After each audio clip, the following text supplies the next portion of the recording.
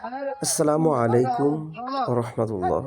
Hello guys, প্রিয় ভাইরা, দেখতে পাচ্ছেন এই মুহূর্তে আমি আছি উত্তরা আবদুল্লাপুর।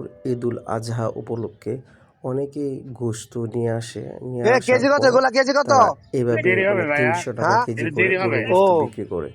অনেকে যারা গরু গোশত কিনতে পারে না ঈদের দিন, তাদের আসসালামু জন্য এটা আলাইকুম। হ্যালো সবচেয়ে গাইস, এই ভালো। মুহূর্তে আপনারা দেখতে তারা এখান পাচ্ছেন থেকে আমরা গোশত এমন এক কিনে স্থানে নিয়ে তাদের আছি, বাচ্চাদের আত্মীয় আপনারা না স্বজনের দেখলে সেটা খেতে বুঝবেন দেবে। না।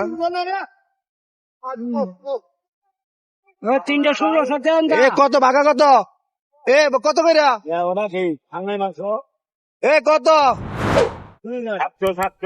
700 টাকা। যে আমরা দেখতে পাচ্ছেন প্রতি ঈদের মধ্যে, কুরবান ঈদের মধ্যে যেরকম বাগা দিয়ে গরু গোশত বিক্রি করে, অনেকে আছে যে গরু গোশত ঠোকায় নিয়ে আসে। ঠোকায় বলতে শব্দের ভুল হবে, ওই মাংস দান করে না, দান করার পরে ওনারা কি করে গরু গোশত নিয়ে আব্দুল্লাহ বিক্রি করে। এই দেখেন, না দেখলে আপনারা বুঝবেন না। কত করে? 300 300। আইসুল ভাই, আইসুল ভাই,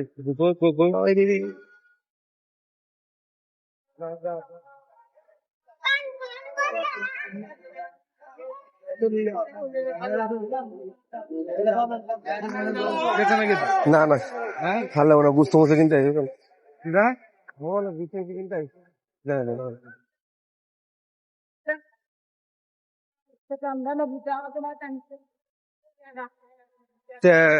আপনারা দেখতে পাচ্ছেন এভাবে কি করা হয়, গুস্ত বিক্রি করা হয়। আরে